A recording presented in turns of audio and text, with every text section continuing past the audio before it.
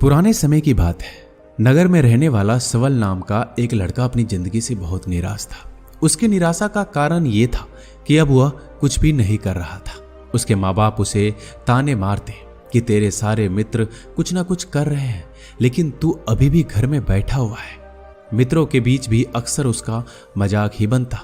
वह कहीं जाता तो लोग उससे पूछते कि क्या कर रहे हो। उसे ये बताने में बड़ी शर्म आती कि अभी वह कुछ भी नहीं कर रहा है। धीरे धीरे उसने रिश्तेदारों के यहाँ जाना और लोगों से मिलना जुलना कम कर दिया। वह ज्यादातर समय अपने घर में ही बैठा रहता। वह अकेले में रोता, भगवान को कोसता और अपनी किस्मत को दोष देता। अब उसे अपनी जिंदगी बोझ सी लगने लगी थी। कभी कभी वह सोचता कि जब वो कुछ करने के लायक ही नहीं है तो फिर उसे जिंदा रहने का क्या फायदा, उसे तो मर जाना चाहिए। एक दिन वो अपने नगर की एक सड़क से गुजर रहा था। तभी उसने देखा कि एक गुरु दुख के ऊपर प्रवचन दे रहे हैं। वह भी उस भीड़ में जाकर बैठ गया और गुरु के प्रवचन सुनने लगा। गुरु बोल रहे थे, दुख एक गुरु की भांति होता है जो हमें जीवन की सच्चाई दिखाता है और हमें सही से जीवन जीने का तरीका सिखाता है। आप चाहे तो अपने दुख रूपी गुरु से जीवन जीना भी सीख सकते हैं और चाहे तो उस दुख में डूबकर बैठकर रो भी सकते हैं। सवल भी गुरु की ये सारी बातें ध्यान से सुन रहा था, लेकिन उसे गुरु की ये बातें सही नहीं लगी। उसने खड़े होकर कहा, दुख कुछ भी सिखाकर नहीं जाता, सिर्फ पीड़ा देकर जाता है। दुख की पीड़ा अनंत होती है। ऐसा लगता है इसके बाद कुछ भी नहीं होने वाला, कुछ भी नहीं मिलने वाला। मृत्यु भी उसके सामने छोटी लगने लगती है। गुरु ने कहा, आखिर क्या दुख है तुम्हें?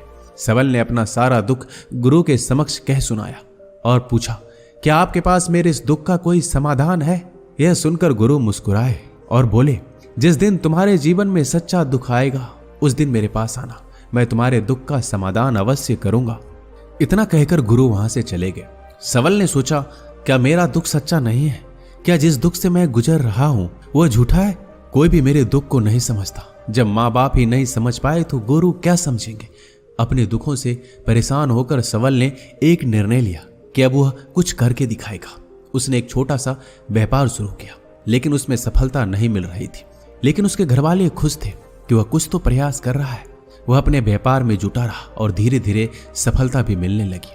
फिर उसने रफ्तार पकड़ ली। सिर्फ 3 साल के अंदर ही वह एक बड़ा व्यापारी बन गया। अब सवल के चारों तरफ ऐसे बहुत से लोग थे जो उसकी चिंता करते थे, उसे पसंद करते थे, उसके काम की प्रशंसा करते थे। अब उसके घरवाले भी उसकी प्रशंसा करते थकते नहीं थे। दिन प्रतिदिन उसके मित्रों की संख्या बढ़ती जा रही थी। अब वो अपनी जिंदगी से बहुत खुश था। उसके कुछ मित्रों ने उसे सलाह दी कि जब तुम बड़े व्यापारी बनकर इतना खुश हो तो सोचो, अगर तुम इस नगर के, इस राज्य के सबसे बड़े व्यापारी बन जाओगे तो तुम्हारे पास कितना सुख होगा, कितने लोग तुमसे जुड़ना चाहेंगे, तुम्हारा कितना यश फैलेगा। स्वयं राजा भी तुमसे मित्रता करना चाहेंगे और जरूरत पड़ने पर तुमसे ही धन उधार लेंगे। मित्रों की यह बात सवल के मन में घर कर गई।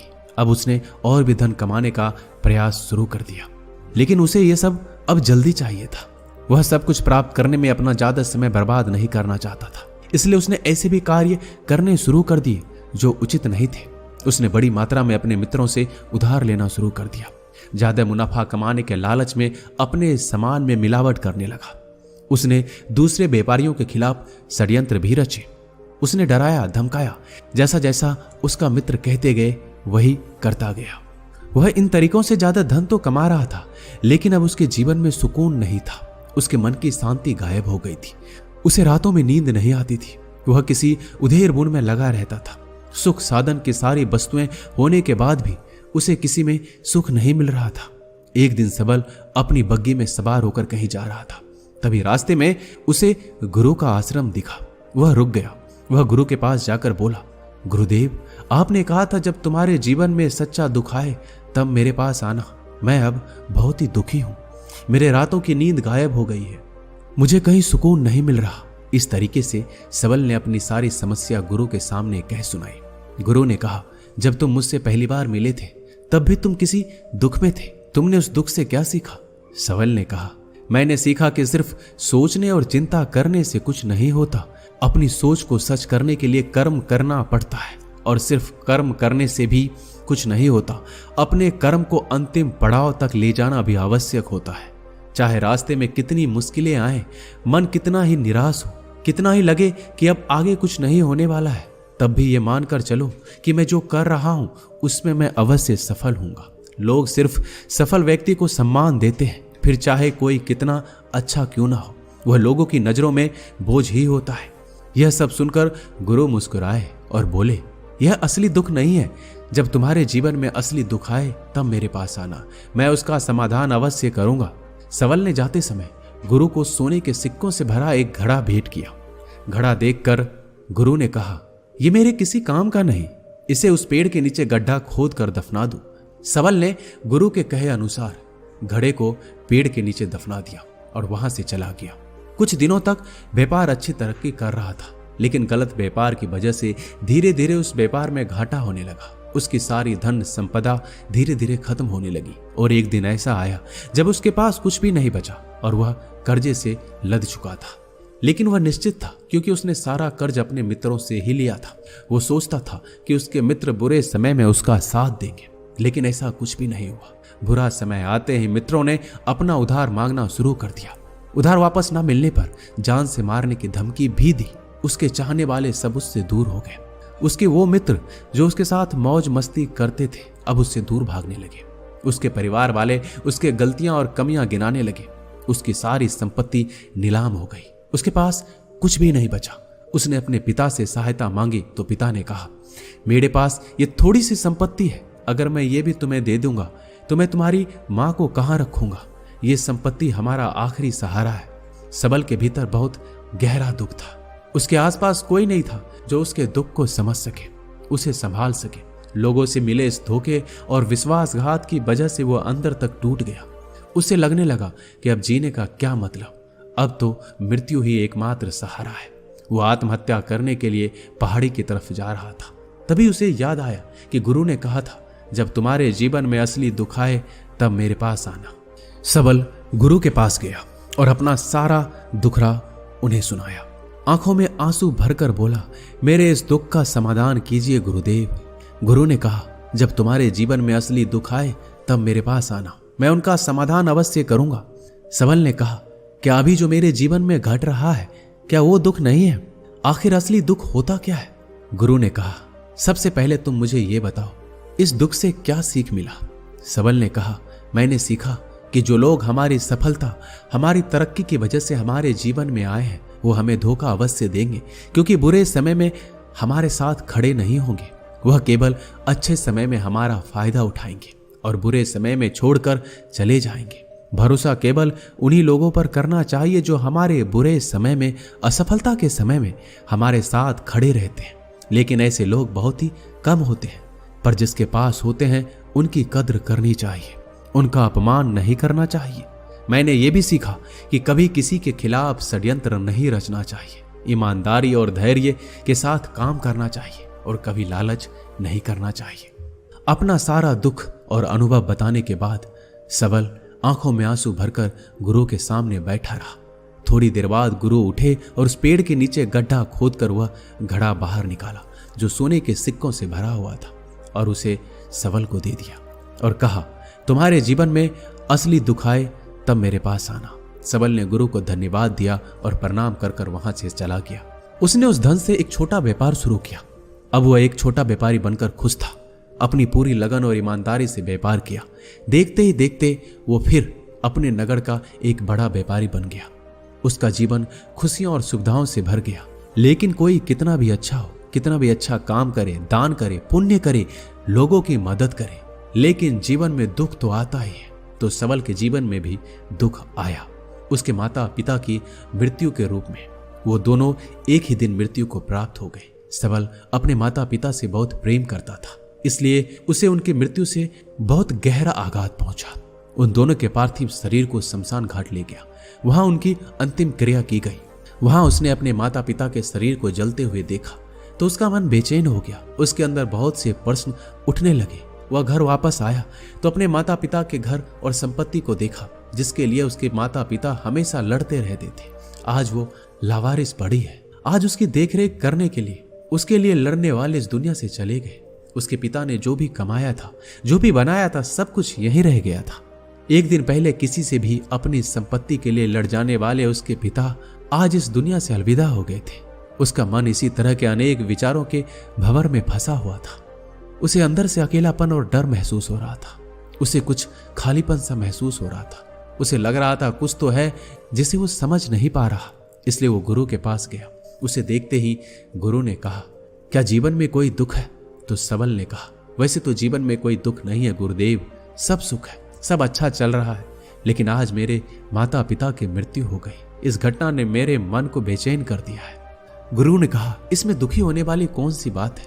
एक दिन तो सभी के प्रियजनों को मरना ही है। हमेशा जीवित ना तो कोई रहा है ना कोई रहेगा। एक दिन तो तुम्हें मरना ही है। हो सकता है कल ही मर जाओ या आज भी मर सकते हो। सबल ने कहा, यह आप क्या कह रहे हैं गुरुदेव? मैं भी मर जाऊंगा? पर मैं तो अभी जवान हूं। गुरु ने कहा, इसी भ्रम में तो सभी जी रहे हैं कि मृत्यु दूसरों को आती है, बुढ़ापा दूसरों को आती है, लेकिन बूढ़ों के सामने ही जवान मर जाते हैं, बच्चे मर जाते हैं। मृत्यु का किसी उम्र से कोई संबंध नहीं, ये तो सबको अपना ग्रास बना लेती है। गुरु की ये बातें सबल के मन में घर कर गई। वो चुपचाप वहां से चला गया, लेकिन उसका मन अब भी बेचैन था, अब भी अशांत था। वह कुछ खालीपन सा महसूस कर रहा था। वह पूरे दिन अपने बारे में सोचता रहा कि वह इस दुनिया में क्यों आया है। क्या सिर्फ चीजों को उपयोग करना और मरना ही जीवन का लक्ष्य है? ऐसे बहुत से प्रश्न उसके मन में लगातार उठ रहे थे, लेकिन उसका उत्तर नहीं मिल पा रहा था। उसका दुख दिन प्रतिदिन बढ़ता जा रहा था। कुछ दिनों बाद वह फिर गुरु के पास पहुंचा और बोला, गुरुदेव, मैं बहुत दुखी हूं। मैं ये नहीं जान पा रहा हूं कि मैं कौन हूं, इस दुनिया में क्यों आया हूं। ये सुनकर गुरु मुस्कुराए और बोले, आज पहली बार तुम्हारे जीवन में सच्चा दुख पैदा हुआ है। वास्तव में यही वो दुख है जो दुख कहलाने के लायक है, कि हमें पता नहीं कि हम कौन हैं, क्यों आए हैं, क्या करना है, कैसे करना है। सबल ने कहा, गुरुदेव, मेरे इस दुख का समाधान कीजिए। गुरु ने कहा, हम सभी इंसान जीवन भर क्या इकट्ठा करते हैं? सबल ने कहा, हम सभी इंसान जीवन भर धन, संपत्ति, मान, सम्मान, परिवार, मित्र, शत्रु, पद, प्रतिष्ठा, यही इकट्ठा करते हैं। गुरु ने कहा, क्या इन इकट्ठा हुई सभी चीजों से एक भी चीज साथ ले जाया जा सकता है? सबल ने कहा, नहीं गुरुदेव, इनमें से कुछ भी साथ नहीं ले जाया जाता। मेरे माता पिता के साथ कुछ नहीं गया, सब कुछ यहीं छूट गया है, परिवार, संपत्ति, सब कुछ। तो गुरु ने कहा, अब मेरी बातों को ध्यान से सुनना। इस दुनिया में हमें जो इकट्ठा करना है वो हम इकट्ठा करते नहीं। चीजें जो हमारे सामने होती है लेकिन हम उन्हें देखने का प्रयास नहीं करते। इस दुनिया में हमें जिस चीज को इकट्ठा करना है वो हम खुद हैं। हमें खुद को इकट्ठा करना है ताकि जब मृत्यु हो तो हम एक हो सके और स्वयं को पहचान सके। हम भीतर से बटे हुए हैं। हम बटे हुए हैं प्रेम में, नफरत में, क्रोध में, जलन में, धन में, संपत्ति में, पद में, प्रतिष्ठा में, मान में, पहचान में, धर्म में, जाति में। ऐसे ही सैकड़ों हजारों चीजों और वासनाओं से हम बटे हुए हैं। हम टुकड़ों में जीवन जी रहे हैं। इस बंटवारे की वजह से हमारी चेतना कभी एक नहीं हो पाती।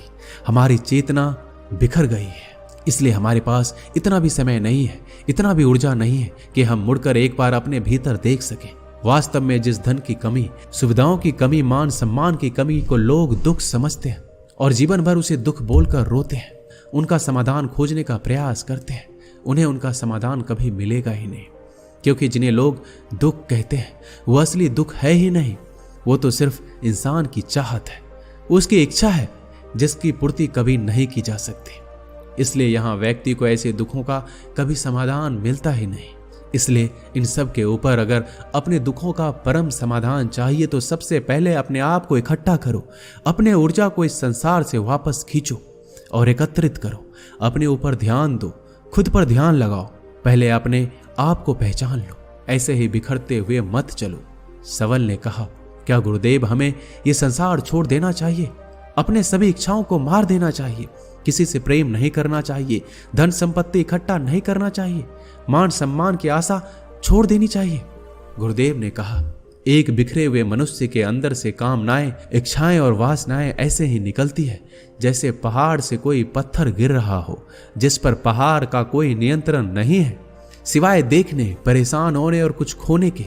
इसी प्रकार एक बिखरे हुए मनुष्य की इच्छाएं अनियंत्रित और दुखदायी होती है। उसका अनियंत्रित मन कुछ भी इच्छाएं और कल्पनाएं करता रहता है और दुखी होता रहता है। लेकिन जब व्यक्ति एकत्रित हो जाता है तो वो जो भी करता है उसके नियंत्रण में करता है, तब इच्छाएं भी उसकी इच्छा से निकलती है। सबल ने कहा, गुरुदेव, आपने मेरे सच्चे दुख का समाधान कर दिया। उसके बाद आपका बहुत धन्यवाद। मैं खुद को एकत्रित करने का प्रयास करूंगा। गुरु ने कहा, मानव शरीर में बहुत ऊर्जा है, बहुत शक्ति है, पर यह बेकार के कामों में बटकर रह गई है, व्यर्थ की चीजों में लगी रहती है।